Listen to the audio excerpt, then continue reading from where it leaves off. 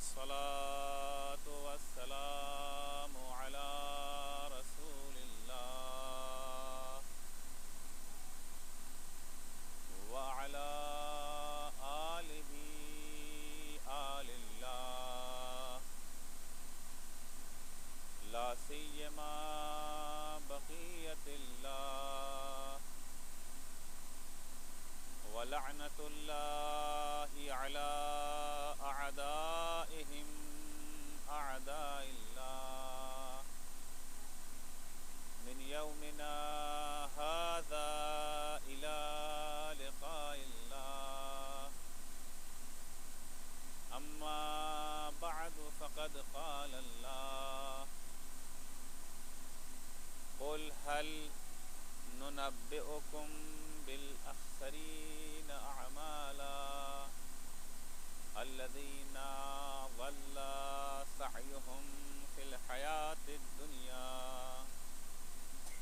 وهم يحسبون أنهم يحسنون صنعا. صلوات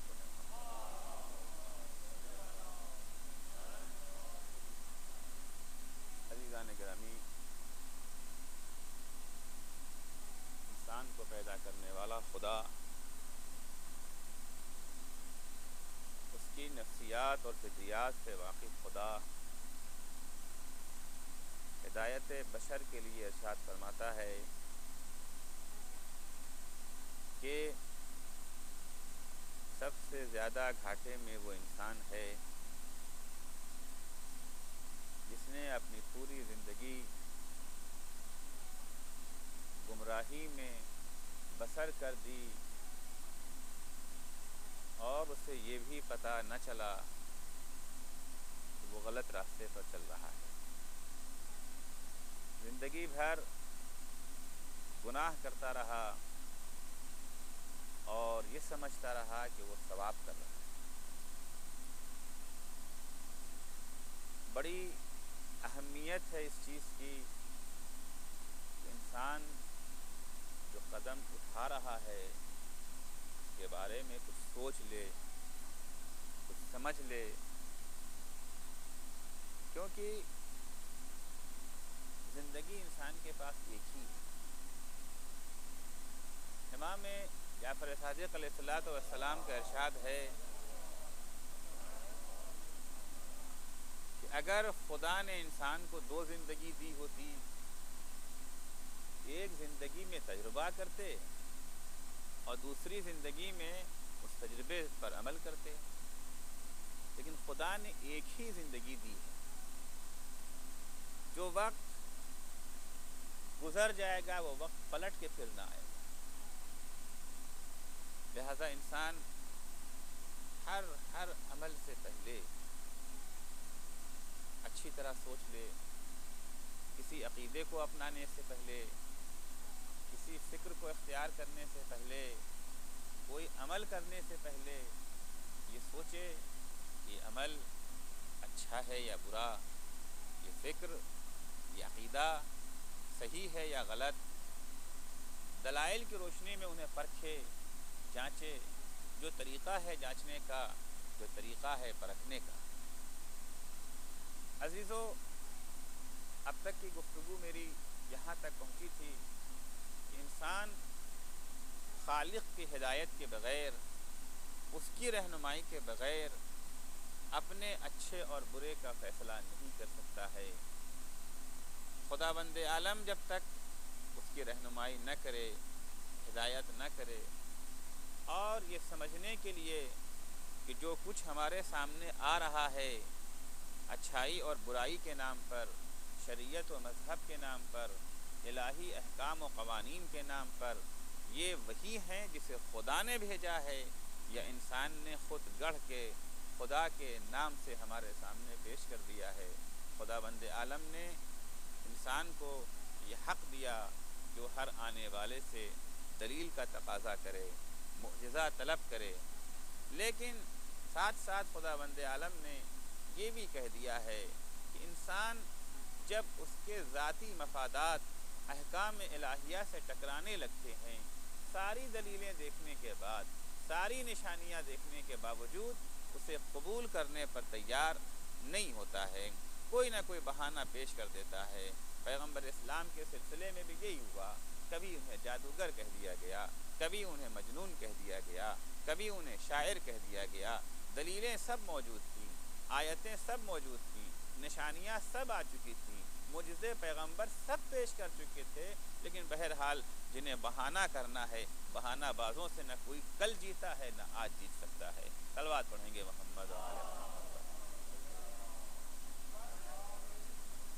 ہیں کچھ ایسے افراد، ہیں کچھ ایسی طاقتیں جن کا مفاد اسی میں رہتا ہے کہ انسان خدائی راستے پر نہ چلے، لہذا وہ انسانوں کو اس راہ سے بھٹکانے کے لیے مختلف حربے استعمال کرتے ہیں۔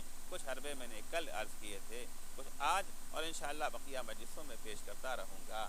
ایک تصور دین اور مذہب کے سلسلے میں یہ پیش کیا گیا کہ دین اور مذہب کسی حقیقت کا نام نہیں ہے، خدا کوئی حقیقت نہیں ہے، ایسا نہیں ہے کوئی خدا ہے اس نے ہمیں پیدا کیا ہے، نہیں، اصل میں خدا کے تو خالق ہم ہیں۔ خدا نے ہمیں نہیں پیدا کیا، ہم نے خدا کو پیدا کیا ہے۔ یہ لفظ خدا کو جنم دیا ہے انسان کے ذہن میں۔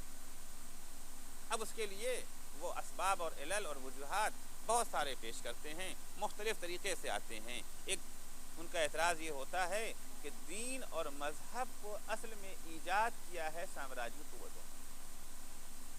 دین اور مذہب کو ان استحصالی اور ظالم طاقتوں نے ایجاد کیا ہے جو چاہتے تھے انسانوں کا خون چوسا کریں، ان کی محنتوں کا ثمرہ مزدوروں کو ملنے کے بجائے، کام کرنے والوں کو ملنے کے بجائے، محنت کشوں کو ملنے کے بجائے ان حاکموں کو مل جائے۔ اب وہ کس طرح سے ان انسانوں کو مطمئن کریں، کیسے انہیں بہلائیں؟ انہوں نے دین اور مذہب کے نام پر ایک چیز ان کے سامنے پیش کر دی تاکہ دین اور مذہب کے نام پر انہیں تھپک تھپک کے سلا دیں، وہ ان کا خون چوستے رہیں، انہیں لوٹتے رہیں، ان کا استحصال کرتے رہیں اور ان بیچاروں کو خبر بھی نہ ہو پائے۔ چنانچہ مارکس نے کہا کہ دین سماج کے لیے افیم کی حیثیت رکھتا ہے، جس طرح سے افیم کی ایک گولی لینے کے بعد پھر انسان کو دنیا و ما فیہا کی خبر نہیں رہ جاتی ہے۔ گھر میں آگ لگی ہوئی ہے، اسے پتہ ہی نہیں رہتا کہ ہمارے گھر میں آگ لگی ہوئی ہے۔ اور اپنے اس دعوے کو ثابت کرنے کے لیے بعض دینی مفاہیم کو وہ دلیل کے طور پر پیش کرتے ہیں کہ دیکھیے سامراج نے دین کو ایجاد کیا، دین کے نام پر ان مسائل کو پیش کیا تاکہ ان مسائل میں الجھ کر کے انسان سماج سے غافل ہو جائے، ان کی حرکتوں سے غافل ہو جائے، اسے پتہ ہی نہ چلے کہ اس کے ساتھ کیا ہو رہا ہے۔ چنانچہ بعض دینی مفاہیم جیسے زہد، صبر، تقیہ، دعا، انتظار، توکل، قناعت، شفاعت، عزاداری، اس طرح کے مسائل کو وہ پیش کرتے ہیں اپنے ثبوت کے طور کے اوپر۔ یہ چیزیں گواہ ہیں کہ دین خدا کا بھیجا نہیں ہے، خدا کسی حقیقت کا نام نہیں ہے، بلکہ خود اسے سامراجی طاقتوں نے ایجاد کیا ہے۔ انشاءاللہ ایک ایک مسئلے کا جائزہ لیتا رہوں گا کہ کہاں تک وہ اپنے دعوے میں سچے ہیں۔ میں ایک بات یہاں یہ کہتا چلوں کہ یہ بیان کرنے کا مقصد قطعاً یہ نہیں ہوتا ہے کہ وہ آپ کی بات مان لیں گے، نہیں، ہمیں انہیں منوانے کا کوئی شوق بھی نہیں ہے، کم سے کم اپنے ذہن صاف ہو جائیں۔ اگر کل کبھی ہمارے سامنے کوئی اس طرح کا اعتراض آ جائے، کوئی اس طرح کی چیز آ جائے تو ہم سر جھکانے پر مجبور نہ ہوں، بلکہ سر اٹھا کر کے ان کا جواب دے سکیں، اپنا دفاع کر سکیں۔ صلوات پڑھیں گے محمد و آل محمد۔ انہی مفاہیم میں سے ایک ہے مفہوم زہد۔ افسوس یہ ہے کہ بہت سارے مفاہیم خود ہمارے نگاہوں میں بھی مسخ ہو چکے ہیں، یعنی وہ حقیقت، وہ تصور مذہب، وہ تصور دین جو خدا نے، رسول نے اور ائمہ علیہم السلام نے پیش کیا تھا، آج وہ تصور ہمارے درمیان باقی نہیں رہ گیا ہے، تحریف ہو چکا ہے۔ زہد کے بارے میں وہ کہتے ہیں کہ دیکھیے زہد جس کے اوپر ہر دین میں زور دیا جاتا ہے، اسے اہمیت دی جاتی ہے، خود اس بات کی دلیل ہے کہ دین افیم ہے سماج میں۔ زہد یہ کہتا ہے تمہیں مال دنیا سے کیا مطلب، تمہیں دنیا سے کیا مطلب، تم ایک گوشے میں بیٹھ کے اللہ اللہ کرتے رہو، دنیا کو چھوڑ دو دنیا داروں کے لیے، دنیا کو دنیا داروں کے لیے چھوڑ دو، وہ جتنا چاہیں اس دنیا سے لطف اندوز ہوتے رہیں، تمہارا کیا ہے، تم تو ایک روکھی سوکھی روٹی کھا کر کے اپنے دن گزار دو. تم اس دنیا میں رہنے تھوڑی آئے ہو. یہ تو ایک عارضی قیام گاہ ہے. اصل تو تمہیں آخرت میں جنت ملے گی, حور ملیں گے, قصور ملیں گے. یہاں کیا کرو گے ان چیزوں میں پڑھ کر کے؟ یعنی ظالموں کے لیے میدان کو کھلا چھوڑ دو, استثمار گروں کے لیے میدان کو کھلا چھوڑ دو, استحصالی طاقتوں کے لیے میدان کو کھلا چھوڑ دو. دیکھنا یہ ہے کیا واقعاً جس زہد کی تعلیم اسلام نے دی ہے وہ یہی زہد ہے؟ آیا اسلام نے جس زہد کو پیش کیا ہے وہ تعمیری زہد ہے یا تخریبی زہد ہے؟ وہ زہد سامراجی طاقتوں کے لیے میدان ہموار کرتا ہے یا سامراجی طاقتوں کا گلا دبا دیتا ہے؟ جب تک تصور زہد واضح نہ ہوگا عزیزو, یہ تصور ایک غلط تصور ہے کہ دنیا دنیا داروں کے لیے. دنیا تو پیدا ہی ہوئی ہے دینداروں کے لیے. بقیہ ان دیداروں کے طفیل میں اس سے فیضیاب ہو رہے ہیں. لولا کا لما خلقت الافلاک. پیغمبر اگر آپ نہ ہوتے تو دنیا کو ہم خلق ہی نہ کرتے. یہ دنیا کی ساری نعمتیں دیداروں کے لیے ہیں, نہ کہ دنیا داروں کے لیے. لیکن اب پھر اس کے بعد زہد کا مطلب کیا رہ جاتا ہے, اس کو میں عرض کرتا ہوں آپ کی خدمت میں. یقیناً اسلام نے زہد کی دعوت دی ہے اور ائمہ علیہم السلام کی پوری زندگی معمور ہے زہد سے. زہد کا مطلب کیا ہے؟ زہد کا لفظی معنی ہے رغبت نہ ہونا, لگاؤ نہ ہونا. یہ ہے زہد کا لفظی معنی. لیکن زہد کی اصطلاحی معنی کیا ہے؟ مولا علی علیہ السلام سے پوچھتے ہیں. مولا فرماتے ہیں الزہد کلہ بین کلمتین من القرآن. زہد پورے کا پورا زہد دو جملے ہیں جسے قرآن نے بیان کیا ہے. قال سبحانہ لکی لا تأسوا علی ما فاتکم ولا تفرحوا علی ما آتاکم من لم یأس علی الماضی ولم یفرح علی الآتی فقد اخذ الزہد بطرفی.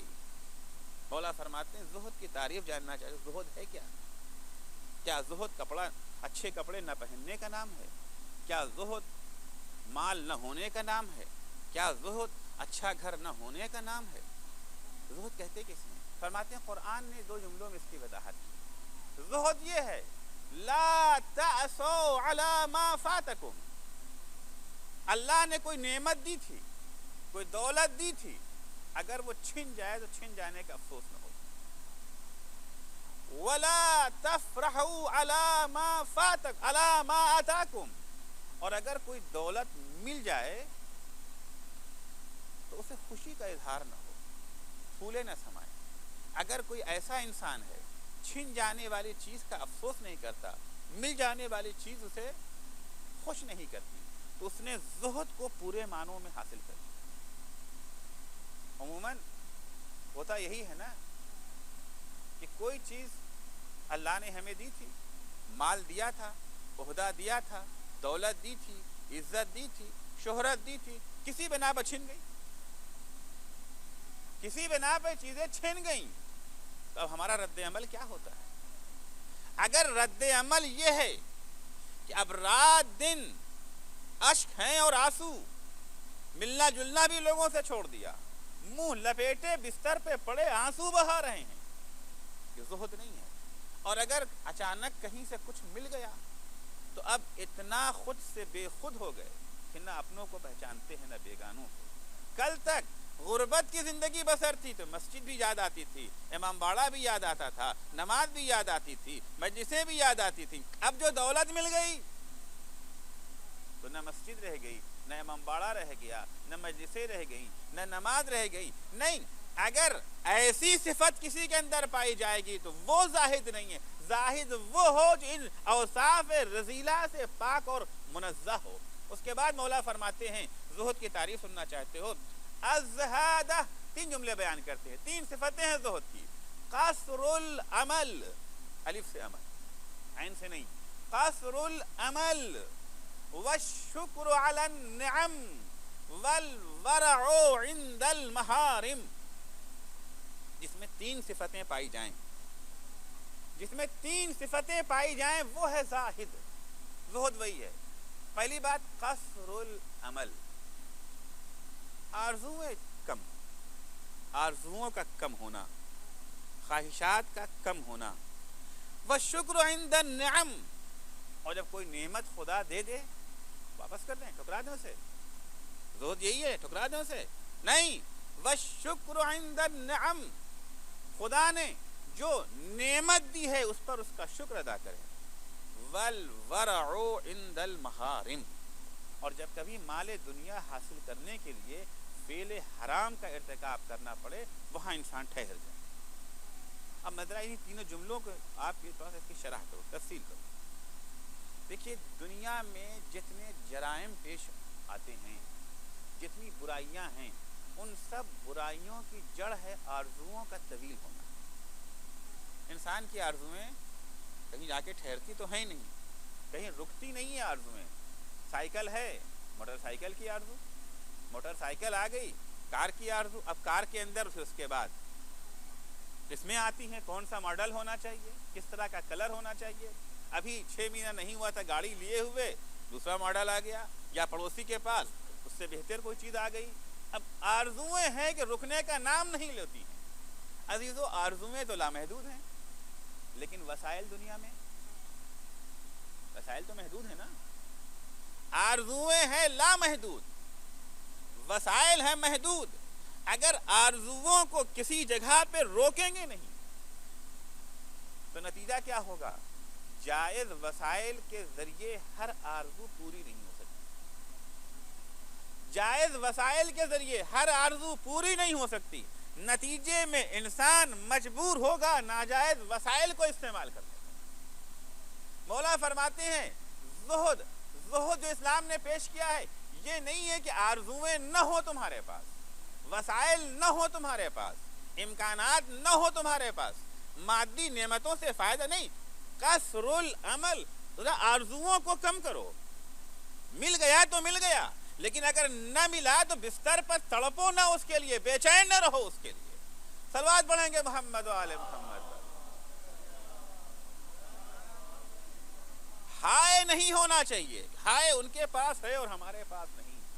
واقعاً اگر اس معنی میں زہد نہ ہو انسان کے پاس، زندگی اجیرن بن جائے گی، جینا دو بھر ہو جائے گا، مشکل ہو جائے گا.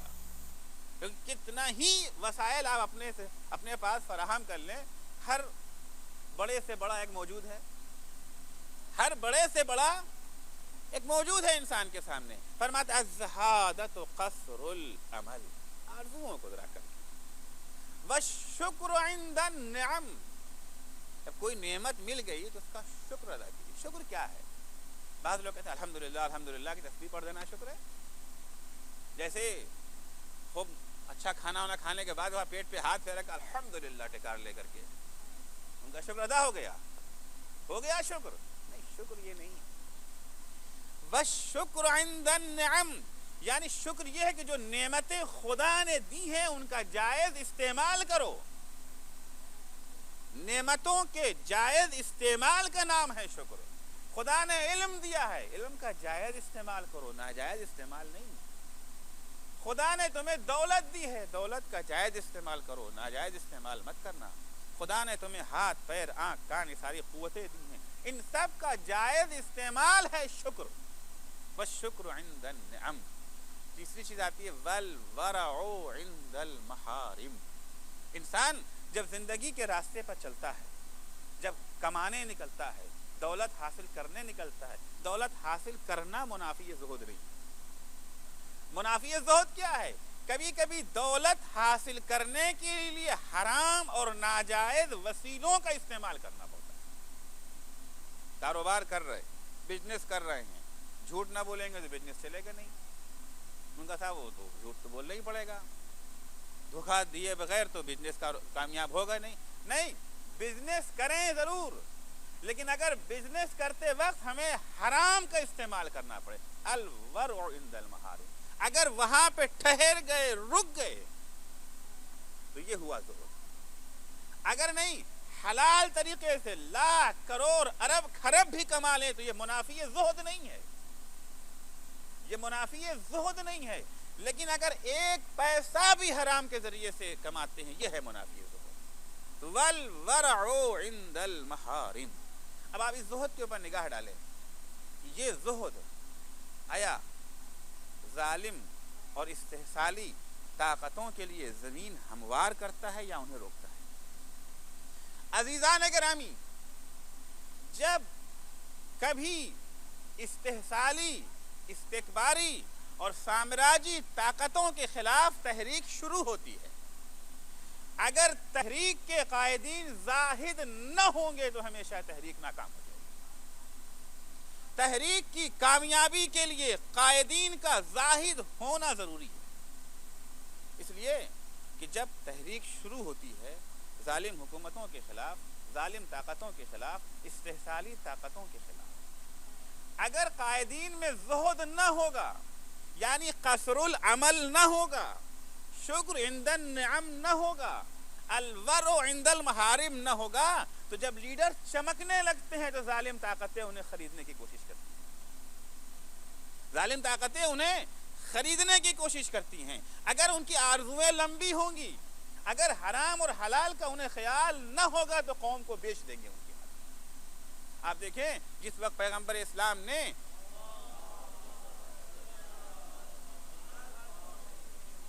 صدائے اسلام بلند کی ہے، کتنی کتنی پیشکش آئی ہے ان کے پاس۔ کہا جاتا ہے کہ اگر آپ چاہیں تو ہم آپ کو عرب کی سرداری دینے کو تیار ہیں، اگر آپ چاہیں تو آپ کا گھر ہم زر و جواہر سے بھر دینے کو تیار ہیں، عرب کی بہترین لڑکیوں کے ساتھ آپ کی شادی کرنے کو تیار ہیں، کیا چاہیے آپ؟ اب ایک انسان کی آرزویں یہی سب تو ہوتی ہیں، اور کیا ہوتی ہیں؟ یہی سب تو آرزویں ہیں۔ اگر یہاں پر پیغمبر کیا قصر العمل نہ پایا جاتا، اگر آرزویں طویل ہوتی، مختصر نہ ہوتی آرزویں، تو یہی تو ہوتا نا کہ پیغمبر ان تجویزوں کو سن کر کے دعوت اسلام کو واپس لے لیتے۔ لیکن پیغمبر تھے زاہد، زہد حقیقی تھا پیغمبر کی۔ ہاں جناب ابو طالب کے ذریعے جب یہ تجویز آتی ہے تو آپ فرماتے ہیں چچا ان سے کہہ دیجئے یہ زر و جواہر کی کیا قیمت ہے، اگر میرے ایک ہاتھ پہ سورج اور میرے ایک ہاتھ پر چاند لا کر کے رکھ دیں پھر بھی میں اپنی دعوت کو واپس لینے کو تیار نہیں ہوں۔ صلوات پڑھیں گے محمد و آل محمد۔ مولا کائنات علی ابن ابی طالب علیہ الصلوۃ والسلام، جب آپ کا دور حکومت شروع ہوتا ہے اور مولا نے وہ اپنی منصفانہ اور عادلانہ حکومت قائم کی ہے، کہتے ہیں نا کہ زہد ظلم کے لیے زمین ہموار کرتا ہے۔ دیکھیے زہد ظلم کے لیے زمین ہموار کر رہا ہے یا عدل کے لیے؟ اور مولا نے یہ اعلان کیا کہ اور اسی شرط پہ حکومت قبول کی تھی کہ اگر میں انصاف کر سکا تو یہ حکومت قبول کروں گا، ورنہ حکومت کو واپس کروں گا۔ جس وقت مولا نے یہ شرط لگائی تھی تو ذہن یہ سوچ رہے تھے کہ ہم معمولاً سیاسی لیڈروں کا یہ شیوا ہوتا ہی ہے کہ شروع میں اس طرح کی تقریریں کرتے ہیں، لیکن عمل یہی یہاں بھی ہوگا کہ 25 سال تک ذہن کافی تبدیل ہو چکے تھے، کافی ذہن تبدیل ہو چکے تھے۔ چنانچہ جب علی نے عملاً یہ کام شروع کر دیا، حساب کتاب ہونے لگا، جب بڑے بڑے سردار جنہیں بڑی امیدیں وابستہ تھیں حکومت علی سے، کسی کو یہ خیال تھا کہ ہمیں گورنری مل جائے گی، مصر کی گورنری، بصرے کی گورنری، کوفے کی گورنری، لیکن علی جب گورنر بنانا شروع کرتے ہیں ایسوں کو جنہوں نے کبھی سوچا ہی نہیں تھا۔ کوفے کا گورنر کا جب اعلان مسجد میں کیا ہے عمار یاسر نے، اس کا اعلان کر رہے ہیں جو بیچارہ کھیت میں کام کر رہا ہے، اور جو ارد گرد علی کے بیٹھے ہوئے ہیں صف لگائے امید میں، ان کا کہیں کوئی تذکرہ ہی نہیں۔ اور جب ان سے خبر ملتی ہے کہ تمہیں گورنر بنا دیا گیا تو وہ کہتے ہیں کہ خواب تو نہیں دیکھ رہے ہو؟ کہا نہیں، واقعہ میں سن کر کے آیا۔ اور جب علی کے یہ گورنر کوفے کی طرف چلتے ہیں، ایک اونٹ ہے وہ بھی منگنی کا، دوسرے سے مانگ کے لائے تھے پڑوسی سے، ان کے بیوی بچے بیٹھے ہوئے ہیں، اور مہار ناقہ پکڑے ہوا علی کا گورنر خود چلا جا رہا ہے۔ راستے میں ڈاکوؤں نے حملہ کر دیا، ڈاکوؤں نے حملہ کیا, پوچھا تم کون ہو, کیا تاجر ہو؟ نہیں میں گورنر ہوں. گورنر؟ ان کا کیا تمہیں میں شکل سے تاجر لگتا ہوں؟ کہ شکل سے تم مجھے فقیر لگتے ہو, نہ گورنر لگتے ہو نہ تاجر. اچھا گورنر ہو, بھیس بدل کے جا رہے ہو تاکہ راستے میں کوئی تم پر حملہ نہ کر سکے, مال لٹ نہ سکے. حکم دیتا ہے ڈاکو ان کی تلاشی لی جائے. جب ان کے سامان کی تلاشی نہ, کچھ نہ نکلا. اس نے کہا یہاں پہ کچھ نہیں ہے. گورنر کہتا ہے کیوں نہیں, سوکھی روٹی ہے, پانی ہے کیوں نہیں ہے؟ سوکھی روٹیاں تو ہیں ہی ہیں. واقعاً گورنر ہو؟ ہاں میں گورنر ہوں, علی نے مجھے گورنر بنا کے بھیجا ہے کوفے کے لیے. آج تک آنکھوں نے ایسا گورنر دیکھا نہیں, یقین نہیں آتا. پھر اس کے بعد کہتا ہے کہ اچھا ان کا اونٹ چھین لو. کہتے بھائی اونٹ پڑوسی کا ہے, ہماری اپنی چیز جو ہے یہ سوکھی روٹی ہے, لینا ہے اس کو لے جاؤ. تو علی نے ایسے افراد کا انتخاب کرنا شروع کیا اور یہ اعلان کر دیا کہ جن جن لوگوں نے بیت المال میں لوٹ کھسوٹ کی ہے ان سب سے میں حساب لوں گا. یہ نہیں کہ آج کے بعد نا انصافی نہ ہو, کل بھی جو نا انصافی ہو چکی ہے سب کا حساب ہوگا. حتیٰ اگر لوگوں نے بیویوں کو مہر دیا ہے اس پیسے سے, اس کو بھی واپس دیا. اور جب تیغ عدل علی چلی, اس تیغ عدل علی میں اس تیغ سے زیادہ زور تھا جو اب تک خیبر و خندق میں دیکھا گیا تھا. اب مخالفت شروع ہو گئی, ہلچل شروع ہو گئی. ابن عباس جو خبر ملتی ہے مولا کے پاس آتے ہیں, مشورہ لیتے, یا علی کیا کر رہے ہیں آپ؟ اگر آپ نے اس طریقے سے انصاف کرنا شروع کیا تو حکومت چلی جائے گی. اس وقت ابن عباس آئے ہیں تو مولا اپنی پھٹی ہوئی جوتی کو ٹاک رہے ہیں. ابن عباس جب اپنا کہہ چکے, کہ ابن عباس یہ بتاؤ اس جوتی کی کیا قیمت ہے؟ اس جوتی کی کیا قیمت ہے؟ مولا بازار میں تو مادی قیمت اس کی کچھ نہیں ہے, مارکیٹ میں کوئی سے خریدنے والا نہیں ملے گا. کہا تو ابن عباس سنو, اس جوتی کی قیمت میری نگاہ میں تم پر حکومت کرنے سے زیادہ ہے. اگر میں اس حکومت کے ذریعے سے حکم خدا نہ قائم کر سکوں, مظلوموں کا حق ظالموں سے نہ لے سکوں, تو اس حکومت کی میری نگاہ میں کوئی قیمت نہیں ہے. کیونکہ یہ جوتی کم سے کم علی کے پیر کو سردی گرمی کانٹوں سے محفوظ رکھتی ہے, لیکن یہ حکومت علی کو ذاتی کوئی فائدہ نہیں پہنچاتی. اگر علی میں زہد نہ ہوتا تو علی کبھی بھی ابن عباس کی تجویز کو ٹھکرا نہیں سکتے تھے. تو جتنے بھی مصلحین ہیں, جتنے بھی انقلابی تحریکوں کے رہنما ہیں, جب تک الزہادہ یعنی قصر العمل پر عمل نہ کریں گے اس وقت تک انقلابی تحریکیں کامیاب نہیں ہو سکتی ہیں. سامراجی تحریکیں, سامراجی قوتوں نے زہد کا سہارا کبھی نہیں لیا ہے, ان لوگوں کا سہارا لیا ہے جو دنیا دار تھے. تارکین دنیا کا سہارا کبھی نہیں لیا ہے, دنیا پرستوں کے سہارے سے انہوں نے اپنی تحریکوں کو آگے بڑھایا ہے. خریدا ہے لوگوں, بکتا کون ہے؟ بکے گا وہی نا جسے مال دنیا سے لگاؤ ہو, وابستگی ہو. عزیزو, مال دنیا کا نہ رکھنا زہد نہیں ہے, مال دنیا کا غلام نہ بننا زہد ہے. مال دنیا کا غلام نہ بننا زہد ہے. میں آپ کی خدمت میں ایک واقعہ پیش کروں. ایک بڑے عظیم الشان مرجع تقلید گزرے ہیں میرزائے شیرازی کے نام سے. میرزائے شیرازی بہت مشہور شخصیت ہے. جس وقت ایران میں انگریزوں نے قدم جمانا چاہا تھا, اس لیے کہ آپ لوگ برائے بہتر جانتے ہیں کہ بر صغیر پر انگریزوں نے تجارت کے نام پر قبضہ کیا تھا. ایسٹ انڈیا کمپنی شاہجہاں کے زمانے میں پہلے تجارت ہی کے نام پر آئی تھی. بنگال کا ایک تھوڑا سا خطہ لیا, بڑھتے بڑھتے بڑھتے پورے ہندوستان پر قبضہ ہو گیا. یہی منصوبہ انہوں نے بنایا ایران کے سلسلے میں, نہیں یہی منصوبہ بنایا, اور انہوں نے تمباکو کا لائسنس لے لیا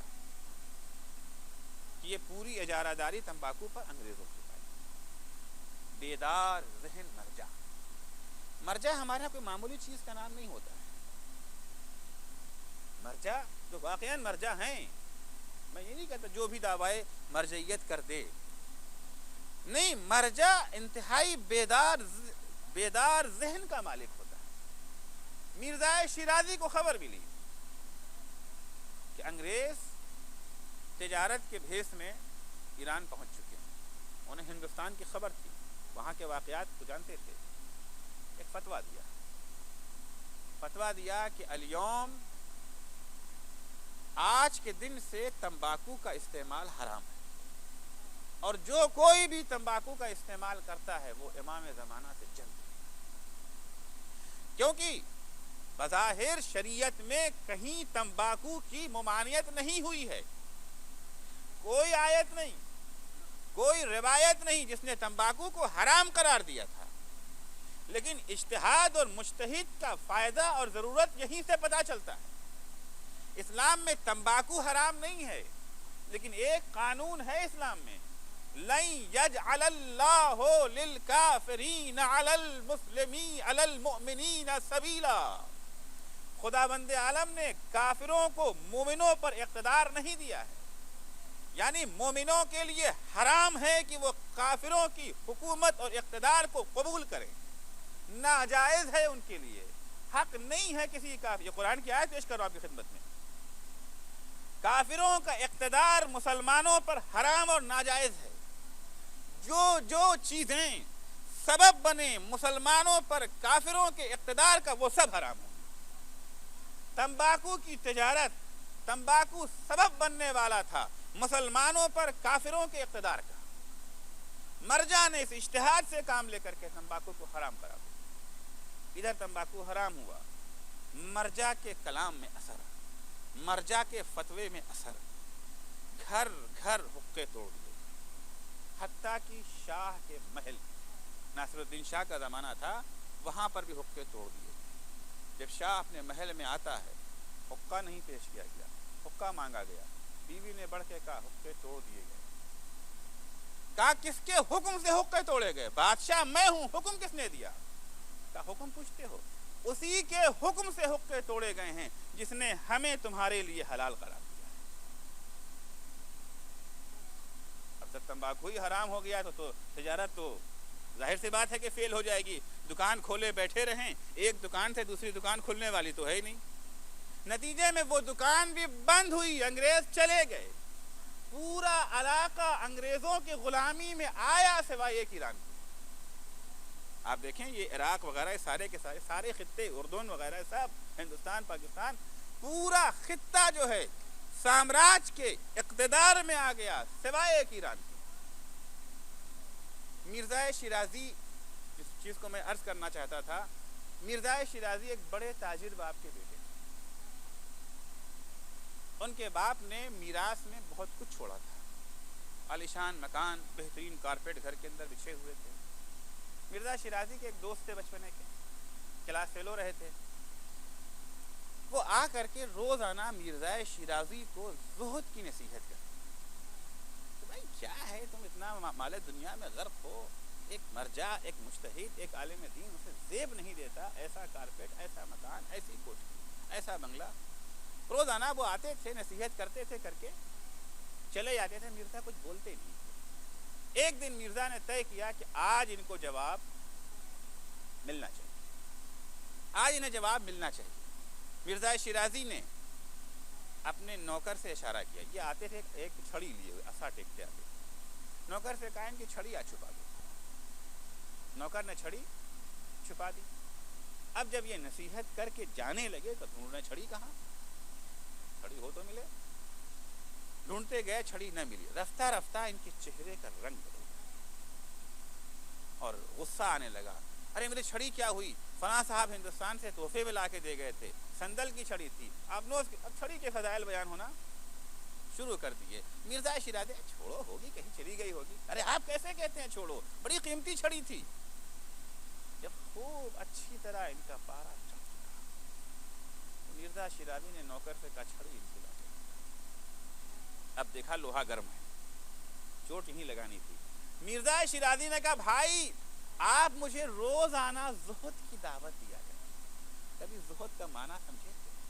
زہد وہی تھا جو مولا علی نے کہا تھا کہ لا تعصوا علی ما فاتکم ولا تفرحوا علی ما اتاکم، چلی جانے والی چیز کا غم نہ کرو، ایک چھڑی آپ کی چلی گئی، اتنا غم کیا، خدا کی قسم اگر میرے پورے گھر میں آگ لگ جائے، ساری دولت میری چھن جائے، مجھے 10واں حصہ بھی افسوس نہ ہوگا جتنا آپ کو چھڑی کے چلے جانے کا افسوس ہوا ہے۔ تو مال کا نہ رکھنا زہد نہیں ہے، مال کا غلام نہ بننا زہد ہے۔ صلوات پڑھیں گے محمد وآل محمد پر۔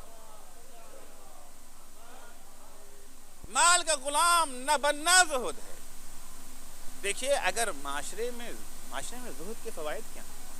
معاشرے میں اگر زہد نہ ہوگا تو معاشرہ ارتقا نہیں کر سکتا، ترقی نہ پا سکتا۔ اگر وسائل اسراف، تبذیر اور لگژری چیزوں میں صرف ہو جائے گی، سماج کو ترقی کے لیے وسائل نہیں۔ جب کبھی اسراف ہوتا ہے، جب کبھی تجمل پرستی ہوتی ہے تو وسائل منجمد ہو جاتے ہیں، وسائل منجمد ہو جاتے ہیں۔ لیکن جب بقدر ضرورت انسان نعمتوں سے فائدہ اٹھاتا ہے تو بقیہ سرمایہ گردش میں آ جاتا ہے، بقیہ سرمایہ گردش میں آ جاتا ہے۔ جن لوگوں کو سرمایہ کی ضرورت ہوتی ہے سرمایہ ان تک پہنچ جاتا ہے۔ سماج سرمایہ کی کمی کے بنا پر کسی ترقی کے پروجیکٹ کو روکنے پر مجبور نہیں ہوتا ہے۔ اس کا جائزہ آج آپ اپنے ملکوں میں دیکھ لیں، ہندوستان میں دیکھ لیں، پاکستان میں دیکھ لیں، بچہ بچہ قرض میں دبا ہوا ہے نا۔ لیکن آج اگر ہمارے ملک کے قائدین زہد علی کو اختیار کر لیتے، آج اگر ہمارے افراد، قوم کے افراد زہد علی پہ عمل کرتے، ایک پیسے کا قرض بھی ہمارے ملکوں میں باقی نہ رہ جاتا۔ آج حالت کیا ہوئی؟ زہد نہ ہونے کی وجہ سے پوری کی پوری قوم غلام بنی ہوئی۔ کر سکتے ہیں کوئی کام اپنی مرضی سے، کوئی منصوبہ اپنی مرضی سے نہیں بنا سکتے ہیں۔ کوئی منصوبہ شروع کرتے ہیں فوراً ورلڈ بینک سے آرڈر آنا شروع ہو جاتا ہے۔ کیوں؟ یعنی اب ایک نئی قسم کی غلامی چلی ہے۔ پہلے ملکوں کی غلامی ہوتی تھی، اب ورلڈ بینک کی غلامی ہے۔ جو وہ حکم دے دے، جو وہ آرڈر دے دے، اس پر آپ کو عمل کرنا ضروری ہے۔ بجلی کی قیمت بڑھا دے، اس کو آپ دینے پہ مجبور ہیں۔ اشیاء خوردنی کی قیمت بڑھا دے، آپ دینے پہ مجبور ہیں۔ یعنی غریبوں کا گلا گھوٹیں گے، امیروں کا پیٹ بھر کر۔ تو آیا یہ زہد اسلامی جو ہے یہ دین کے لیے افیم ہے یا برعکس تجمل پرستی اور دنیا پرستی دین کے لیے افیم بنی؟ زہد کا ایک بڑا فائدہ جو یہ ہے وہ کہ غریب احساس کمتری میں مبتلا نہیں، غریب احساس کمتری میں مبتلا نہیں ہوتا۔ اگر سماج ابھی اس مدینہ فاضلہ پر نہیں پہنچا ہے جہاں امیر اور غریب کا فرق مٹ جائے، نہیں پہنچا ہے، سماج میں غریب بھی ہیں امیر بھی ہیں، اگر آپ نے اپنی دولت کی نمائش شروع کر دی تو سوچئے اس غریب کے دل پر کیا گزرے۔ مسجد میں آپ بھی آ رہے ہیں نماز میں، مسجد میں غریب بھی آ رہا ہے، آپ لباس فاخرہ زیب تن کیے ہیں، وہ پیوند زدہ لباس پہنے ہیں، وہ مسجد میں آنے کی جرأت کرے گا؟ جرأت کرے گا؟ وہ کبھی ہمت نہ کرے گا ایسی جگہ پہ جانے کی۔ اسی لیے مولا علی علیہ السلام فرماتے ہیں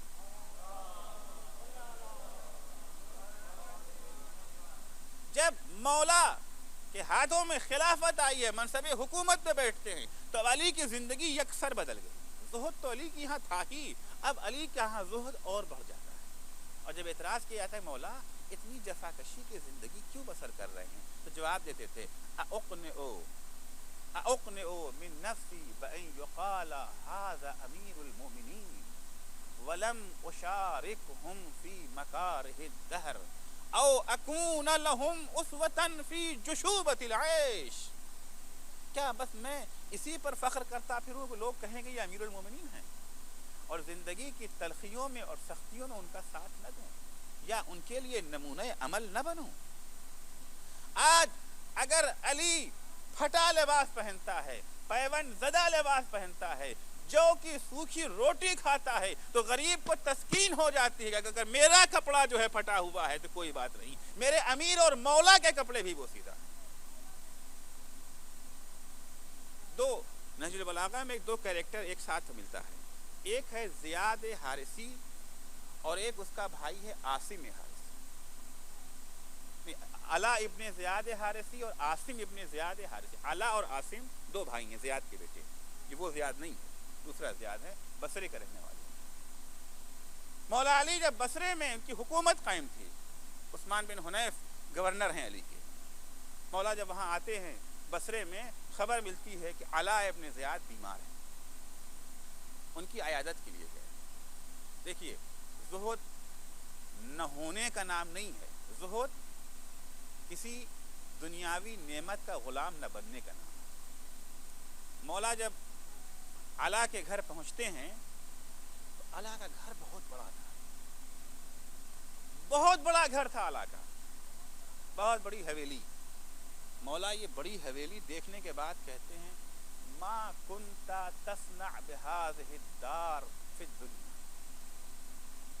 واما انت الیها فی الاخرة كنت احوج۔ یہ علا یہ اتنی بڑی حویلی کیوں بنا رکھی ہے، یہ کوٹھی کس لیے، یہ درجنوں کمرے پر مشتمل محل کس لیے، تمہیں دنیا میں اس کی کیا ضرورت ہے، ایک کمرے میں بھی تمہارا گزر بسر ہو جائے گا، آخرت میں تمہیں اس طرح کے گھر کی زیادہ ضرورت ہے۔ تو ایک دفعہ مولا اس بڑے گھر پر اعتراض کرتے ہیں، لیکن پھر دوبارہ اسی بڑے گھر کی تائید کرتے ہیں۔ گھر کا بڑا یا چھوٹا ہونا معیار نہیں ہے، کس لیے بڑا ہے کس لیے چھوٹا ہے یہ معیار۔ مولا فرماتے ہیں اتنا بڑا گھر، اتنے زیادہ کمرے، اتنے وسیع کمرے کس لیے؟ ہاں ان شئتا بلغتا بہل آخرہ، اگر تم اس بڑے گھر کو دنیاوی عیش و عشرت کے لیے استعمال کرنا چاہتے ہو تو ایک مذموم چیز ہے، اسلام اسے پسند نہیں کرتا، لیکن اگر تم اس بڑے گھر سے ذریعے سے آخرت کا ثواب حاصل کرنا چاہتے ہو تو کیسے ہوگا؟ تقوی فیہ الضیف، بڑے گھر بنائے ہیں، متعدد کمرے بنائے ہیں کہ جب کوئی ہمارے یہاں کوئی مہمان آئے گا، مہمان کو ہم جگہ دیں گے، اس میں ہم تو ایک کمرے میں رہ لیں گے، 3 4 5 کمرے ہیں، ممکن ہے وطن سے کچھ وہ لوگ آئیں گے جو جاب کے لیے آ رہے ہیں، بیچارے شروع میں ان کے پاس رہنے کی جگہ نہیں ہوتی ہے، جو لوگ شروع میں یہاں آتے ہیں اچھی طرح ان باتوں کو سمجھتے ہیں، در در کی ٹھوکریں کھانے پہ مجبور ہوتے ہیں۔ آپ کو اللہ نے دولت دی ہے، ثروت دیا ہے، وسائل دیا ہے، یقیناً حاصل کیجئے اور لیجئے، اچھے اور بڑے مکان بنائیے، لیکن نیت ساتھ میں یہ ہے کہ جب وطن سے مہمان آئیں گے ان کو ہم یہاں ٹھہرائیں گے۔ وَتَصِلَ فِيهَا الرَّحِمُ، اور اس بڑے گھر کے ذریعے سے صلہ رحم کا فریضہ انجام دیں۔ بھائی ہے، باپ ہے، ماں ہے، بہن ہے، چچا ہیں، ماموں ہیں، رشتہ دار ہیں، ان کے پاس گھر نہیں ہے، در در کی ٹھوکریں کھانے پہ موجود ہیں، بڑا سا گھر بنائیں گے، چچا تم بھی آ کے رہو، ماموں تم بھی آ کر کے رہو، بھائی تم بھی آ کر کے رہو، بہن تم بھی آ کر کے رہو، تو یہ وہ ذریعہ ہوگا جس سے تمہیں خدا آخرت میں اس کا اجر دے گا اور ثواب دے گا۔ لیکن اگر گھر تو بڑا بنا لیا ہے، فقط نمائش کے لیے بنایا ہے، نہ بہن اس گھر میں آ سکتی ہے، نہ بھائی اس گھر میں ٹھہر سکتا ہے، حتیٰ ماں کے لیے بھی کوئی کمرہ موجود نہیں، یہ گھر قابل نفرت ہے، اس گھر کو اسلام قابل لعنت گھر سمجھتا ہے۔ کہتا ہے مولا اے اعلیٰ، اگر تم بڑا گھر اس نیت سے بنائے ہو تو کیا کہنا کیا کہنا ہے تمہارا؟ تو علی کی نگاہ میں بڑا گھر ہونا معیوب نہیں ہے اور نہ چھوٹا گھر ہونا مستحسن ہے۔ بعض لوگ چھوٹا گھر بناتے ہیں کہ ہمارے گھر میں جگہ ہوگی نہیں تو کوئی آئے گا کیسے، ایک تیر سے 2 نشان لیں گے، کھانا بھی ہمارا بچے گا، اور جب آئے گا تو کھانا بھی کھلانا پڑے گا۔ لہذا گھر بناؤ ہی اتنا چھوٹا کہ جو آ گیا وہ خود بھی شرمندہ ہوگا کہ ہم کہاں سے یہاں آ گئے۔ تو چھوٹا گھر اگر اس نیت سے بنا ہے تو مذموم، بڑا گھر اگر مہمانوں کے قیام کے لیے بنا ہے قابل مدح و ثنا۔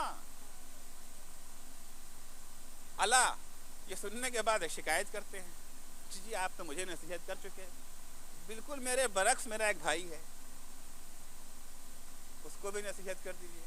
وہ بھائی ہمارے یہاں جو زہد کا مفہوم ہے نا، اس اعتبار سے پکا زاہد تھا، اس کا نام ہے عاصم، گھر بار چھوڑا، بیوی بچوں کو چھوڑا، موٹا چھوٹا پہنتا ہے، روکھا سوکھا کھا لیتا ہے، جنگل میں بیٹھا رہتا ہے، اللہ اللہ کے ضربے لگایا کرتا ہے۔ کہا مولا اس کو بھی ذرا سا دیکھیے، یہ دونوں بالکل ہیں، ان کے یہاں بہت شان و شوکت، ان کے یہاں کچھ نہیں۔ مولا نے انہیں بھی تنبیہ کی، اب ان کو بلایا عاصم کو، لیکن ان کو جو تنبیہ کر رہے ہیں لہجہ بڑا سخت ہے. اب میں یہ جملے بھی مولا کے پیش کروں گا، آپ خود دونوں کے لہن کو اندازہ لگائیں. جب عاصم آتے ہیں تو مولا کیا کہتے ہیں؟ یا عدی نفسک، اے اپنے نفس کے دشمن، قد استحوذ علیک الشیطان یا قد استحوذ علیک الخبیث، تجھ پر شیطان سوار ہو گیا. وہ بڑے گھر والے کو نہیں کہا ان تمام جملوں سے، وہاں تو کہا اگر یہ ارادہ ہے تو ایسا ہے اور اگر ایسا ہے. یہاں کہتے ہیں اے اپنے نفس کے دشمن، تجھ پر شیطان سوار ہو گیا ہے. اما رحمتا نفسک وولدک، کیا تجھے اپنے اوپر اور اپنے بال بچوں پر رحم نہیں آتا؟ کس نے تجھ سے کہا اس طرح کی زندگی بسر کرنے کی؟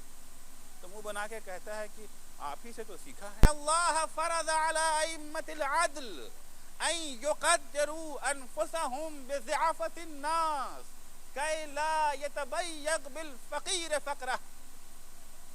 مجھ میں تجھ میں فرق ہے، میں رعایا نہیں ہوں، میں امام ہوں رعایا کا، میں قائد ہوں، میں پیشوا ہوں. خداوند عالم نے منصف اماموں پر فرض کیا ہے، ان کی زندگی کا معیار معاشرے کے غریب ترین فرد کے مانند ہو. لکی لا یتبیق بالفقیر فقرہ، تاکہ غریب اپنے فقر کو دیکھ کر کے پیچ و تاب نہ کھائے، اس میں احساس کمتری نہ پیدا ہو، اس میں کمپلیکس نہ پیدا ہو، کمپلیکس کا شکار نہ ہو، بلکہ وہ کہے ٹھیک ہے اگر میں غریب ہوں، اگر میرے کپڑے پھٹے ہیں تو کوئی بات نہیں، میرا امیر، میرا امام، میرا مولا وہ بھی میری حد کا. صلوات پڑھیں گے محمد و آل محمد. اگر زہد کا یہ معنی لیتے ہیں، بتائیے ہمیں کیا یہ زہد سامراج کے لیے میدان ہموار، اس طرح کے زہد کو سامراج جنم دے سکتا ہے؟ ارے یہ زہد تو سامراج کے لیے موت کا پیغام ہے، استحصالی قوتوں کے لیے موت کا پیغام ہے. جب اس طرح کے مفاہیم سماج کے اندر پنپیں گے، پروان چڑھیں گے، تو یقیناً سماج میں نفرت پیدا ہوگی ان لوگوں سے جو نہ صرف یہ کہ جائز طریقے سے بلکہ ناجائز طریقے سے دولت کو حاصل کر کے دولت کی نمائش کرتے. وہاں تو نفرت کا جذبہ پیدا ہوگا. بعض دفعہ یہ کہا جاتا ہے کہ اسلام میں بہت سی آیتیں ایسی ہیں، بہت سی روایتیں ایسی ہیں جہاں دنیا کی اور مال کی مذمت کی گئی ہے اور فقر و فاقے کی تعریف کی گئی ہے. فقر و فاقے کی تعریف کی گئی ہے. اس کا مطلب یہ ہے کہ اسلام اصلاً مال و دولت کا حامی سرے سے ہے ہی نہیں. وہ چاہتا ہے کہ سماج میں فقر و فاقہ، تنگدستی، غربت ہے. کیا واقعاً ایسا ہے؟ پہلی بات تو یہ ہے کہ اگر کچھ آیتوں میں مال کی مذمت کی گئی ہے تو کچھ آیتوں میں مال کی تعریف کی گئی. چنانچہ ایک آیت میں مال کو خیر سے تعبیر کیا گیا. مال خیر.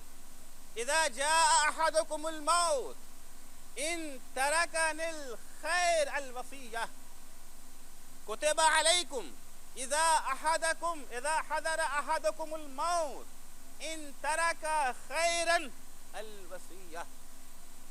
یعنی تم پر فرض کیا گیا ہے کہ جب تم میں سے کسی کی موت آنے لگے اور اگر کچھ وہ خیر مال چھوڑ کے جا رہا ہے، اس مال کے بارے میں وصیت ہے. تو اسلام بطور مطلق مال کو شر نہیں سمجھتا، مال کو خیر بھی سمجھتا.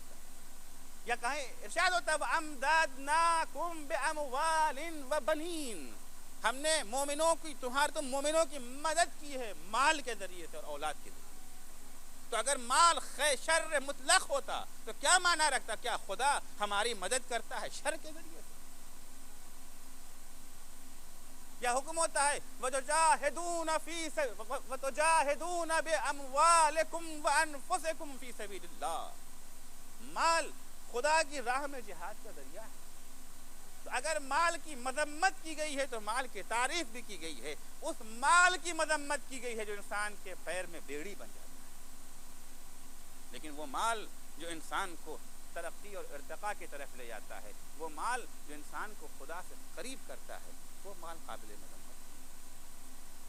کہتے ہیں حدیثوں میں آیا ہے، پیغمبر فرماتے الفقر فقری، الفقر فخری، فقر میرے لیے باعث فخر ہے. یا روایتوں میں ہے من احبنا اہل البیت فلیعد للفقر الفقر جلبابا، یہ بھی بڑی عجیب حدیث ہے کہ جو ہم اہل بیت سے محبت کرنا چاہتا ہے وہ اپنے لیے لباس فقر تیار کرتا ہے، یعنی محب اہل بیت کے لیے فقیر ہونا شرط ہے۔ اس کا مطلب ہے کہ محب اہل بیت کوئی مالدار ہو سکتا ہی نہیں، جو بھی محب اہل بیت ہوگا وہ فقیر ہوگا، نیاز مند ہوگا، محتاج ہوگا۔ حدیث ہے، حدیث کے مفہوم کو ایک حدیث کا مفہوم دوسری حدیث واضح کرتی ہے، ایک آیت کی تفسیر دوسری آیت کرتی ہے۔ اسی لیے کہتے ہیں نا اجتہاد تھوڑا مشکل کام ہے، اتنا آسان کام نہیں ہے، اجتہاد سمجھنا پڑتا ہے۔ دیکھیے الفقر فخری، اگر فقر کو قابل تعریف بیان کیا ہے حدیثوں میں تو کچھ حدیثیں وہ ہیں جہاں فقر کو قابل مذمت بیان۔ حدیث میں کاد الفقر ان یکون کفرا، فقر کفر کا سبب بن سکتا ہے۔ مولا فرماتے الفقر سواد الوجہ فی الدارین، فقر و ناداری دنیا و آخرت میں روسیاہی کا سبب ہے۔ مولا ہی امام علی ابن ابی طالب اپنے فرزند محمد ابن حنفیہ سے خطاب کر کے فرماتے ہیں، انہیں وصیت کرتے، یا بنیا انی اخاف علیک الفقر، اے بیٹا مجھے تمہارے سلسلے میں فقر کا بڑا خوف۔ فإن الفقر، سنیں کیا ہے فقر؟ فإن الفقر منقصۃ فی الدین مدہشۃ للعقل داعیۃ للمقت۔ فقر دین کو ناقص بنا دیتا ہے، عقل کو زائل کر دیتا ہے، عذاب خدا کو دعوت دیتا ہے۔ اگر اسلام فقر کا حامی ہوتا یہ تعبیریں نہ ہوں۔ عزیزو جہاں کہا گیا الفقر فخری، وہاں فقر سے مراد بندوں کی محتاجی نہیں ہے، اللہ کی بارگاہ میں محتاجی ہے۔ پیغمبر کہتے ہیں میرے لیے فخر یہ ہے کہ میں اللہ کی بارگاہ میں نیاز مند، اس کا محتاج ہوں۔ یا ایھا الناس انتم الفقراء الی اللہ، اے لوگو تم اللہ کے نیاز مند ہو، اللہ کی بارگاہ میں فقیر ہو، نہ کہ انسانوں کے دربار میں فقیر، نہ کہ انسانوں کے دربار میں فقیر۔ اور وہ حدیث من احبنا اہل البیت فلیعد للفقر جلبابا، جو ہم اہل بیت کو دوست رکھنا چاہتا ہے اسے چاہیے کہ لباس سے فقر آمادہ کرے۔ کیا مطلب ہے؟ یعنی واقعاً یہ ہے کہ اہل بیت کے چاہنے والوں کو فقیر ہی ہونا چاہیے۔ اہل بیت کے چاہنے والے نہ تجارت کرے، نہ بزنس کرے، نہ کاروبار کرے، نہ سروس کرے، سب کو چھوڑ کر کے فقر و غربت کی زندگی بسر کریں، یہی مراد ہے؟ نہیں۔ دیکھیے انسان جب راہ حق پہ چلتا ہے، حق کے راستے میں کٹھنائیاں بہت ہوتی، مشکلات بہت ہوتی، ایسا نہیں ہے کہ ہر زمانے میں محبت اہل بیت اتنے اچھے اور ایئر کنڈیشن حال میں ممکن ہو۔ ایسے زمانے، ایسے ملک، ایسے علاقے بھی ہیں کہ جب محبت اہل بیت کے جرم میں سر قلم کر دیے جاتے ہیں، جب فضائل اہل بیت بیان کرنے کے جرم میں زبانیں کھینچ لی جاتی ہیں، ہاتھ کاٹ دیے جاتے ہیں، پیر قلم کر دیے جاتے ہیں۔ آج ہم بڑے عیش و آرام کے ساتھ مجلسیں کرتے ہیں، ایک زمانہ وہ بھی تھا جب مجلسیں کی جاتی تھی تو جہاں مجلس ہوتی تھی چھت گرا دی جاتی تھی عزاداروں کی۔ مولا فرماتے دیکھو ہماری محبت کی وادی بڑی سخت وادی ہے، اس وادی میں قدم رکھنے سے پہلے اچھی طرح تیار ہو کر کے آنا۔ تمہیں اس وادی میں آنے کی صورت میں تشدد کا مقابلہ کرنا پڑے گا، جبر کا مقابلہ کرنا پڑے گا، ممکن ہے تم کو مال دنیا سے محروم ہو جانا پڑے۔ فَلْيَعِدْ لِلْفَقْرِ جِلْبَابًا، تم ہر چیز کے لیے تیار ہو کر کے ہماری محبت کی راہ میں قدم اٹھانا۔ یہ مت سمجھنا کہ جہاں ہماری محبت ہوگی تو نہ تمہیں سختی کا احساس ہوگا، نہ تمہیں پریشانیوں کا احساس ہوگا، نہیں تمہیں قید و بند کی صعوبتیں بھی جھیلنا پڑ سکتی ہیں، تمہیں قتل و غارت گری کا مقابلہ بھی کرنا پڑے گا، تمہیں اموال دنیا سے محروم ہونا بھی پڑ سکتا ہے۔ لہذا سب کچھ کے لیے تیار ہونے کے بعد ہماری وادی میں قدم رکھنا۔ ارے تم تو چاہنے والے ہو ہمارے، ہم جو تمہارے امام ہیں ہمیں مشکل اور मुसीबतों का सामना करना पड़ा। अगर पहले से तैयार होकर के न आओगे तो मुमकिन है मुसीबतों को देख के घबरा जाए। लेकिन जब इंसान पहले से तैयार होकर के आता है नफ्सियाती तौर पर,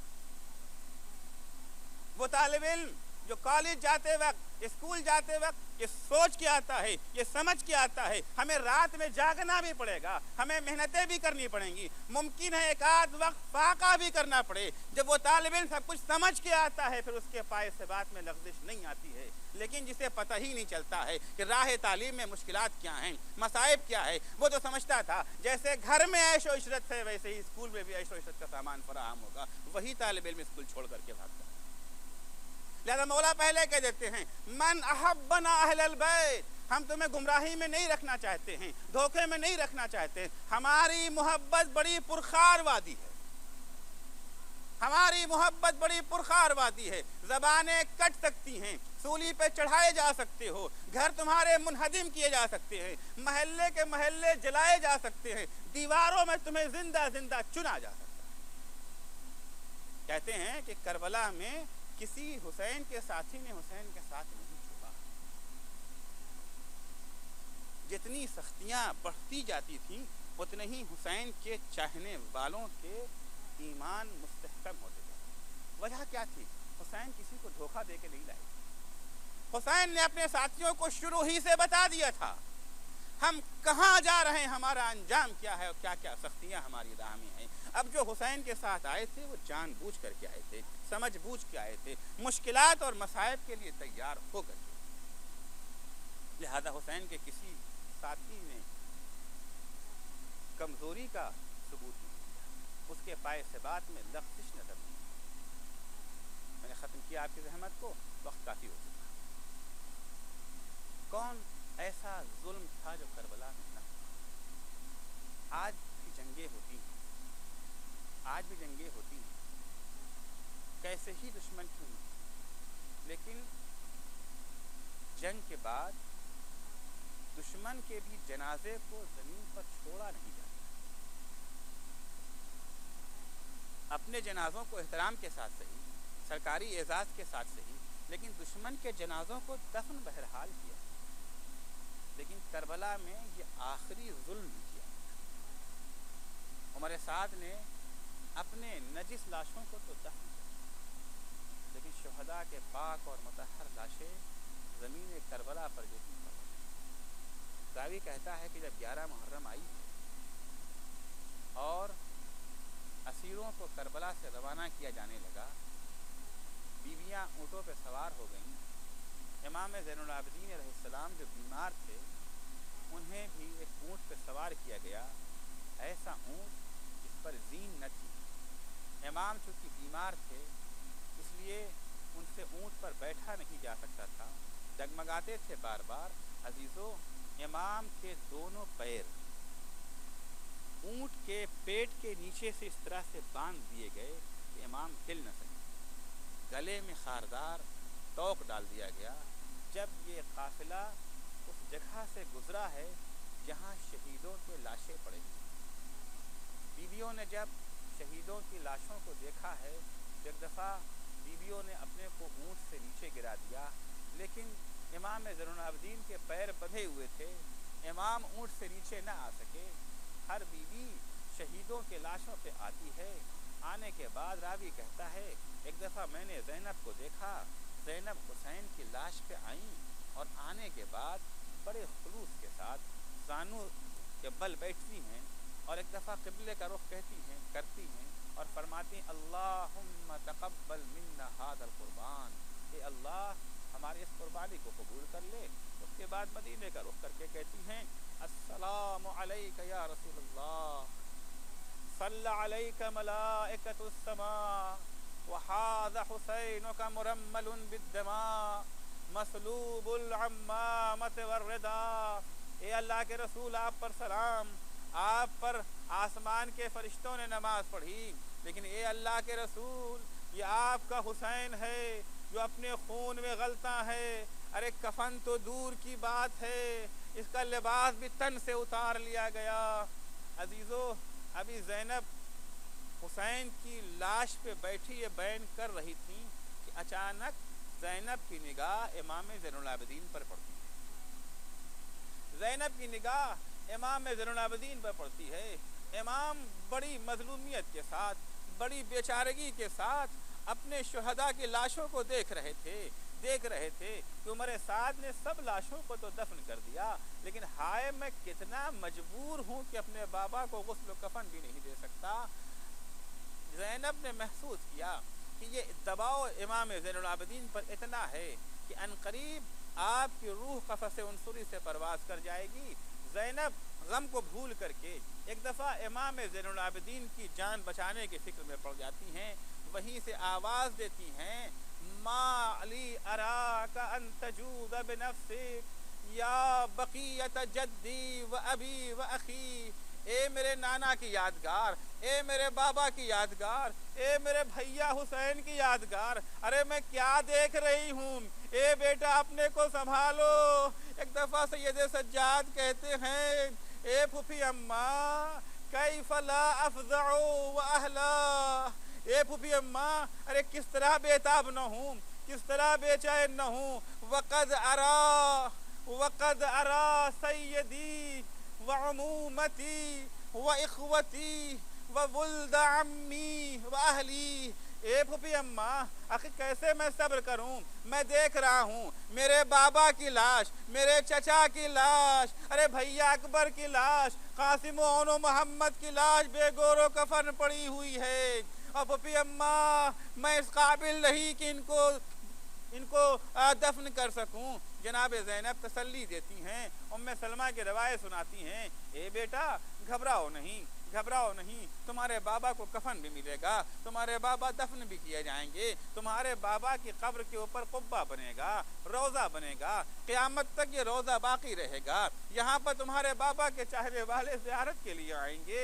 इमाम ज़ैनुल आबिदीन को जनाब ज़ैनब तसल्ली देती हैं, ए अजीज़ो ये शुहदा दफन कब हुए। मैं आखिरी रवायत सुना के आपकी ज़हमत को तमाम करूँगा। नेमतुल्लाह जज़ायरी सिलसिले में लिखते हैं कि जब उमर साद अपना लश्कर लेकर के चला गया तो 2-1 दिन के बाद बनी असद जो वहाँ करबला के इर्द गिर्द आबाद थे, उनकी औरतें जब मक्तल की तरफ आई हैं तो उन्होंने देखा है चंद दिन गुजरने के बावजूद भी लाशें अभी ताज़े हैं, खून अभी ताज़ा है। आने के बाद अपने मर्दों को लानतान कहती हैं, तुम कल क़यामत के दिन पैगंबर को क्या जवाब दोगे, फातिमा ज़हरा को क्या जवाब दोगे, अली मुर्तज़ा को क्या मुँह दिखाओगे। अरे तुमने उनकी नुसरत न की, मदद न की, उन्हें मजलूमियत के साथ यहाँ शहीद हो जाने दिया, बताओ तुम्हारे पास क्या जवाब है। कहा हमें बनी उमैया का खौफ था, हम उनसे डर गए, हम पशेमान हैं, हम नादिम हैं। कहा अच्छा अगर अब नादिम हो तो कम से कम उनके लाशों को तो दफन कर दो। बनी असद आते हैं, आने के बाद चाहते हैं कि लाशों को दफन करें, लेकिन हैरान हैं, परेशान हैं, लाशें तो हैं सर नहीं है, लाशों की शिनाख्त नहीं हो पा रही है, कौन हुसैन की लाश है, कौन अब्बास की लाश है, कौन अकबर की लाश है। अभी इसी परेशानी के आलम में थे, एक दफ़ा कूफे की तरफ से गुबार बुलंद हुआ, जब गुबार का दामन छटा देखा एक जवान चला आ रहा है। जवान आया, आने के बाद पूछा क्यों परेशान हो, क्या बात है। कहा हम चाह रहे हैं इन शहीदों को दफन करना, लेकिन हमें समझ में नहीं आता है कैसे पहचानें। जवान कहता है कोई बात नहीं, हम तुम्हारी मदद करेंगे। लाशों के दरमियान से गुजरते हुए नौजवान एक लाश के पास आकर के रुक गया, जमीन पे बैठा, लाश को गले से लगाया और लगा के कहता या बता बेक़त्ल का कर्रत यूनुस शामियीन, या बता बेक़त्ल का फरहत बनु उमय्या, या बता बादका ताला हुज़्नुना। ए बाबा आपकी शहादत से शामियों की आंखें ठंडी हो गईं, बनी उमैया ने जश्न मनाया। ए बाबा अरे आपके बाद हमारे मसाइब में इजाफा हो गया। इमाम वो नौजवान कहता है ये हुसैन की लाश है और बनी असद से चटाई मांगता है। चटाई बनी असद लाते हैं, उसके ऊपर जमान ने हुसैन की लाश को रखा और फिर एक जगह जरा मिट्टी जब हटाई तो वहाँ कब्र तैयार पहले से मिली।